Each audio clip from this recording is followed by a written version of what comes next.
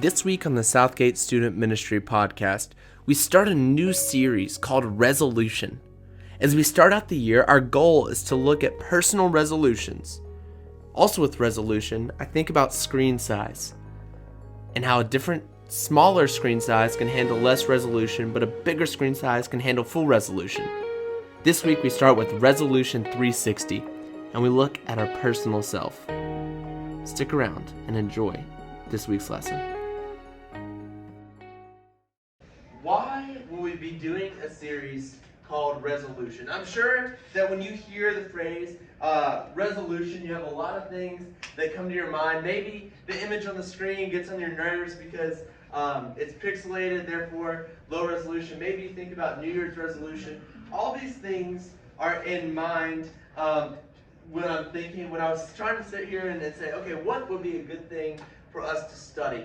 As we go into the year 2020, which is just so exciting, what would be a study that would be beneficial for all of us?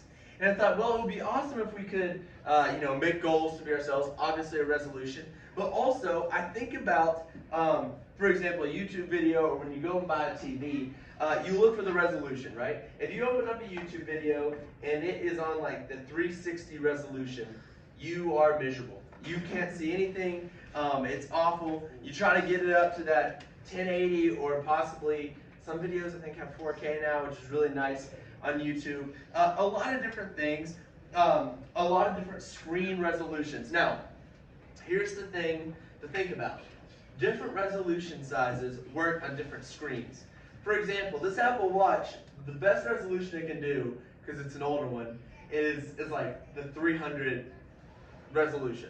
And so like you could put something higher on there, it's not going to look any better than like 300 megapixels. It's going to be very minimal. But if you were to take a screenshot on my watch, which it looks great on my watch, logos, the Chick-fil-A logo, when it pops up here saying my food is ready, looks fantastic for multiple reasons. But if you were to screenshot that and throw it up on the screen, it would look awful. Why? Because it's low resolution on a bigger screen, right? Everything is based on the screen size. Everything matters when it comes to things like this. What we're going to do as we go through this series, over the next, and right now you're about to hear me talk about 4 weeks. It might get extended, which is why you saw it say winter 2020, because I don't know how far it could go. Welcome, Daniel, to the class. How far it'll go, by the way, a reference back to the summer. But we could go a lot of different directions with it. But the idea is going to be to look at different parts of the Lord's body, just like something that's a 360 resolution up to a 4K resolution is going to be beneficial on different types of scales. And so we're going to look at all these different things. And so, for example, this week, Resolution 360, we're going to focus on the individual, right? Something that's small, something that's compact and easy for us to see. Next week is Resolution 720, which is like that next level up, right? And so we're going to look at it, okay, you have your individual self, and then like the individuals around you, trying to look at who the body of Christ is in that area. Then we'll go to Resolution 1080, which will discuss the idea of the mission of the church in our community, right? So you can kind of see what we're doing here, starting here, getting a little bit bigger, and then we're expanding out. And then when we get to Resolution 4K, it's going to be focused on the mission to the whole world. The idea of where are we going with this message?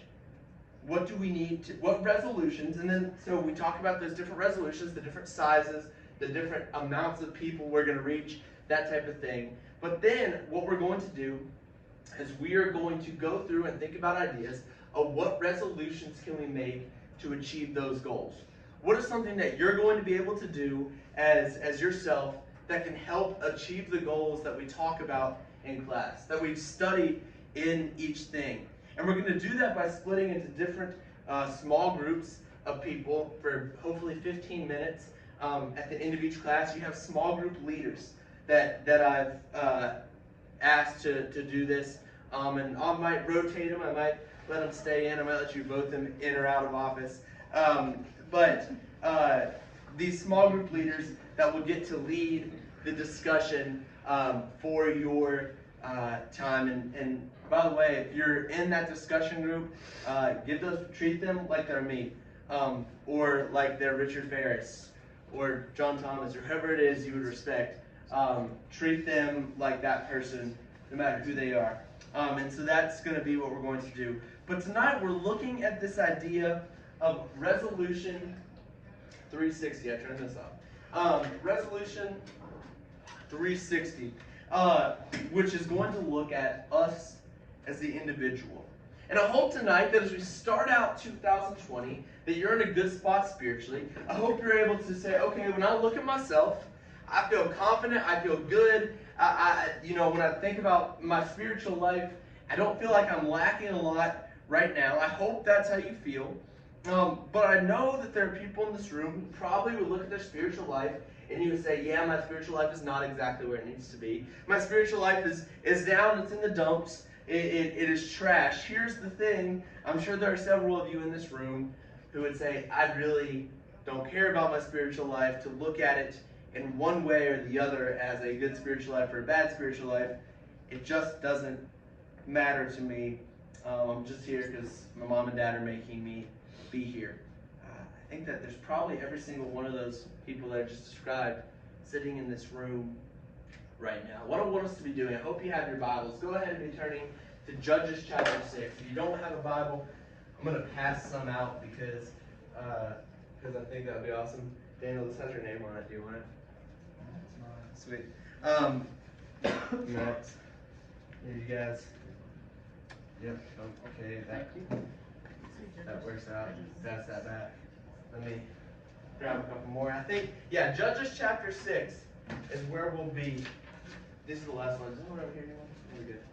All right. I'll just give you guys. Judges chapter 6. All right. You'll recognize this story absolutely if you've been around a lot. What we're going to do is we're going to dig into this passage and kind of examine, all right, so we have this story. How can we take this story, take some things out of the life of Gideon, which is, by the way, what's going on here in Judges chapter 6. What can we look at in this and say, okay, that's going to apply to me personally from this and my self-development when I'm looking at the individual as who I am. Where we have been in chapter 6, leading up to where we're going to start, Midian has oppressed the Israelites. You know, the whole Judges thing. They again do what was evil in the sight of the Lord. God says, all right, you're evil. Here's someone to take you over. Midian takes him over. And then they're going to sit there and say, Lord, please save us. We're sorry we forgot you. And so that's where we are. And God eventually says in verse 10, he's upset. But he's going to say, all right, what I'm going to do is I'm going to deliver you from the hands of Midian. We're going to pick up in verse 11 and read just a couple verses and kind of figure out some things about Gideon here. Starting in verse 11. Now the angel of the Lord came and sat under the terebinth at Ophrah, which belongs to Joash the Abiezrite, while his son Gideon was beating out wheat in the winepress to hide it from the Midianites. So here's Gideon, he's in the winepress, he's beating out this wheat, doesn't want the Midianites to find out that he's making food. He'd have to give some to him. That's annoying. So that's where we are. Verse 12. And the angel of the Lord appeared to him, that is Gideon, and said to him, the Lord is with you, O mighty man of valor. And Gideon said to him, please, sir, if the Lord is with us, why then has all this happened to us? And where are all his wonderful deeds that our fathers recounted to us, saying, did not the Lord bring us up from Egypt? But now the Lord has forsaken us and given us into the hands of Midian. And I want us to stop here for just a second. Because do we realize what Gideon's doing in this moment? The angel of the Lord comes up to Gideon and says, Gideon, you mighty man of valor, you're wonderful, Gideon, and the Lord is calling you. And Gideon, straight up to this angel, pretty much has a roast session on God. He trashes on God in this moment. He says, oh, you mean the God that we've heard so much about, that our forefathers talked about helping us escape from Egypt? That God? The one that's letting us be oppressed here by Midian? Okay, whatever, angel. I get it. That's fine. Yeah, that's who God is to me. And pretty much sits here and and says, yeah, God's not doing anything anymore. And I wonder if Gideon is doubting. See, because you could sit here and ask yourself, what is Gideon's faith level at this point? Where is Gideon in his personal walk with God? I can almost read this and read his tone, right? Please, sir, if the Lord is with us, why does all this happen to us? Gideon has totally lost his faith. When he looks around and sees what's going on around him, he doesn't see God at all in his life at this point. As we go throughout this class and go through examining ourselves, I want to ask, are you at this point in your faith? Because Gideon was at a point where he was ready to look at an angel and say, nah, bro, God's not doing anything. Have you seen what he's let happen to us? Have you seen what's going on in the world around us? God's not doing anything for us. And I hope as we start this new year that you're taking time to reflect. And I know that's like a super cliche thing to do at the beginning of the year, to take time to do that. But I hope that you are. And you're looking at yourself and saying, who am I? And if you are at this point in your faith, you can probably understand where Gideon is coming from. If you're at this point in your faith where you feel like, yeah, God's not a part of my life, he hasn't been a part of my life for a while now, I don't know where he is, I've been in struggles and he hasn't been present, I've gone through tough times and I've asked him for help and he doesn't seem like he's there, I think you can probably understand where Gideon is at this point. And if an angel were to come to you right now and say, hey, you mighty person of valor, the Lord is with you, how would you react? Would your ears perk up? Would you say like, sweet, let's go, let's roll, I have the Lord with me? Would you care that an angel was even there? Or would you respond like Gideon, like with a get out of my face, God isn't with me, he did things back in the day, he's not going to do them now. Look at the shape I'm in. I want us to keep going because I think that we can all have one of those answers if the angel were to come ask us the same question. Verse 14, and the Lord turned to him and said, go in this might of yours and save Israel from the hand of Midian. Do I not send you? And he said to him, please, Lord, how can I save Israel? Behold, my clan is the weakest of Manasseh, and I am the least in my father's house. So here the angel's like, hey, Gideon, you're going to do great things, you're going to be wonderful, all that type of thing. And Gideon is continuously in the state of denial saying, look, I'm Manasseh, the weakest of all the tribes.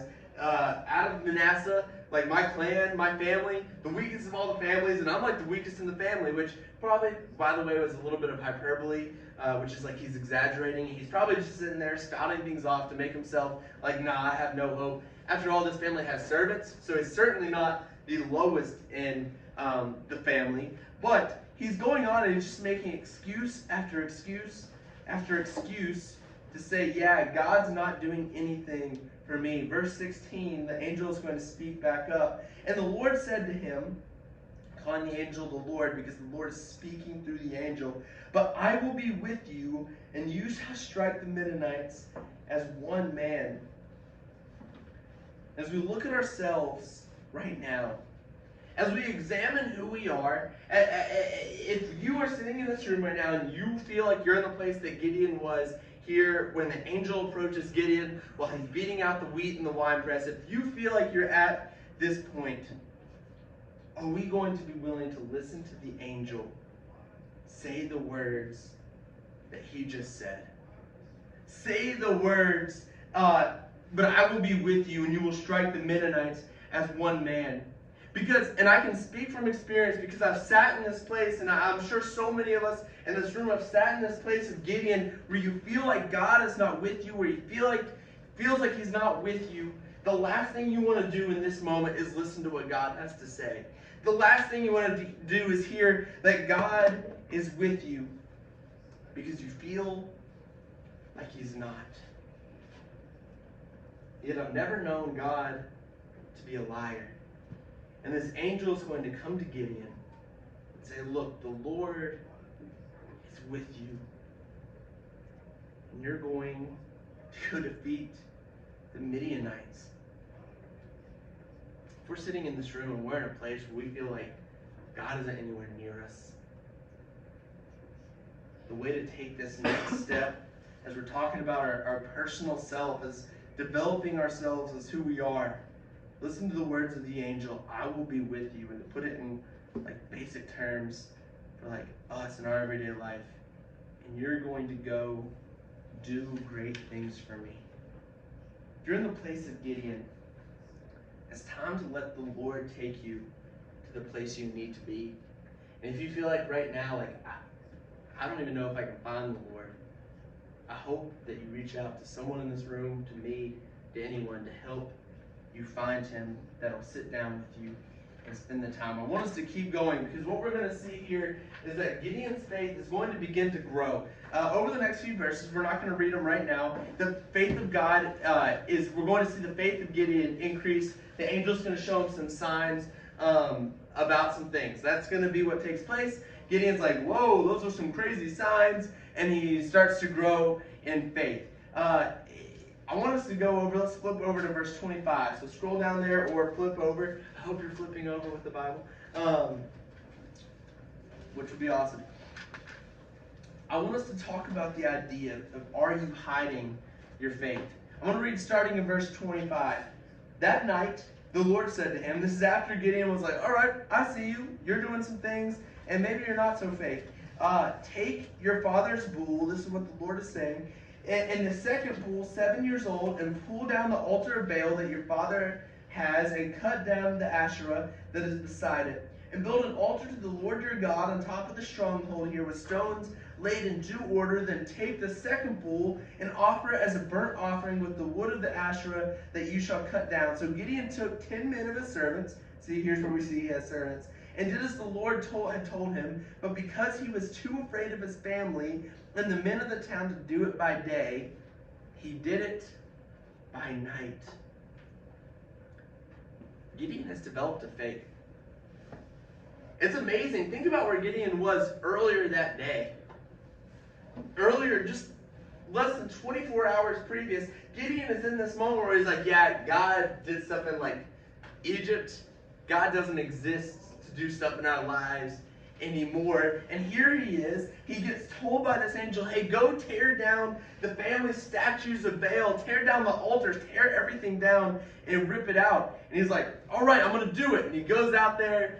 And because he's afraid of his family, he does it by night. But his faith is growing. When you evaluate your faith tonight, and I hope you're kind of picking up on the idea that we're building up to like the mountaintop faith here. If you're looking at yourself tonight, you're like, okay, I'm not where I need to be, and I'm not in a terrible place. Maybe I'm sitting here where I have faith, but I really want to do things by night. You're not ready to do it publicly. Because, yeah, you believe in God, but when it comes to your faith being public, like you talking to someone about Jesus, like singing out a worship service where no one is singing, choosing not to be a part of like any sin of any type at school, like name what goes on. You guys have walked the hallways of schools. You know what people are doing. It's easy to be a part of it. Maybe it's you walking out of a friend group that's causing you to sin. Maybe it's you changing who you are. Maybe it's serving people like because you love Jesus instead of serving people because it gets you like beta club hours or any type of service hours. Maybe you're just not ready for that level of commitment.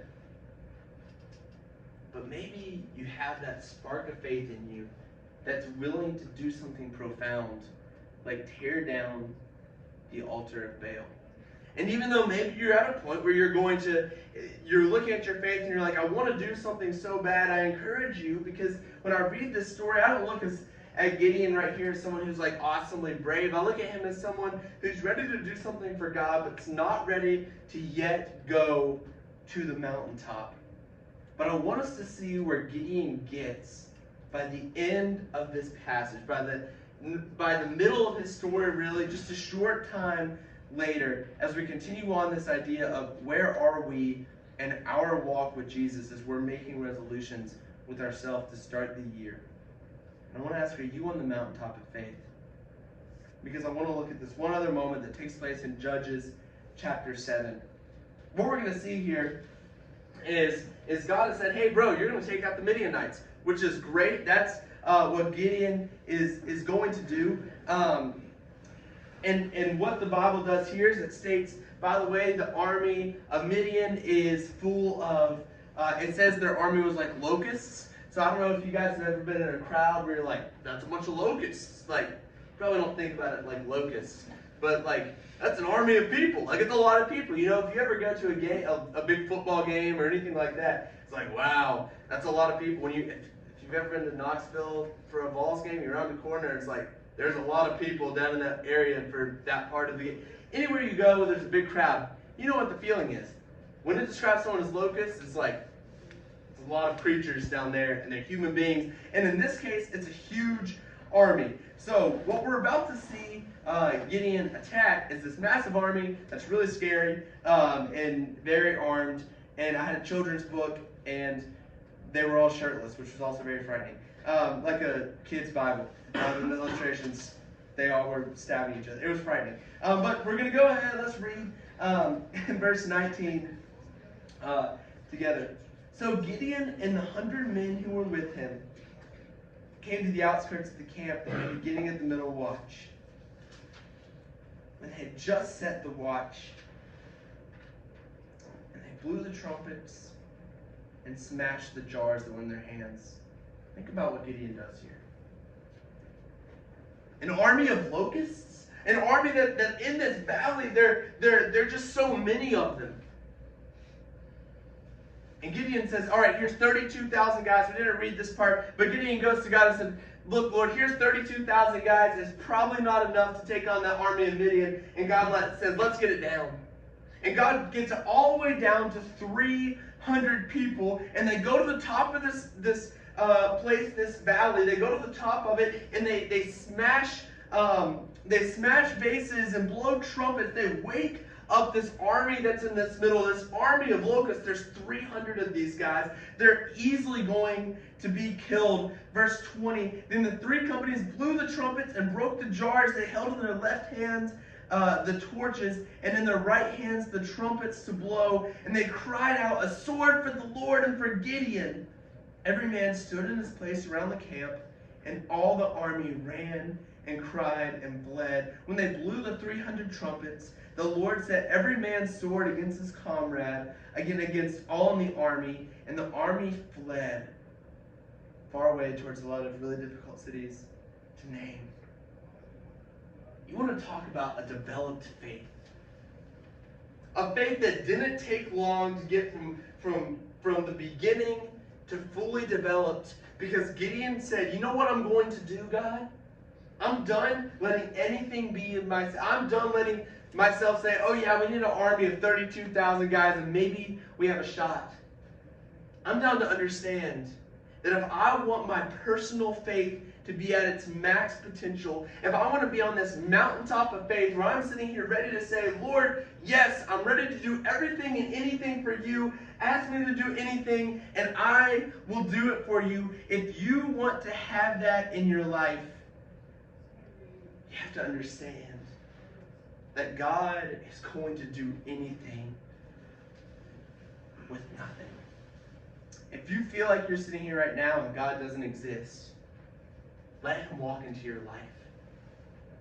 If you're sitting there and he's walked into your life and you're like, wow, he's in my life and I'm not confident about doing things, maybe I'm going to do them behind closed doors or secretly not in front of people, start that process. And it won't be long until you're standing there with 300 people taking on an army of locusts. But tonight I want to ask you, which of the categories you fall in? We looked at 3 points in the life of Gideon, all within a very short span. I want to ask you early on, Gideon, are you the Gideon that doesn't have any faith? Are you the one that will pretty much mock God because you don't feel like he's with you? Do you feel like you have a faith that's growing, but you aren't quite ready to show it to the world yet? Or are you full-blown in love with being a child of God? The goal for all of us is to be at the point where we could say, you know what? Let's go with my 300 people, or probably even 100 people, or maybe just myself, in a battle versus thousands. Tonight, as we look at ourselves more clearly, it's time to set the resolution to be better. To take that next step so you can eventually be on the top of the mountain. Thank you so much for listening to this week's lesson. Be sure to hit the subscribe button so that every time we post a new lesson, you will get a notification on your phone. Thank you so much for listening. God bless you and have a wonderful day.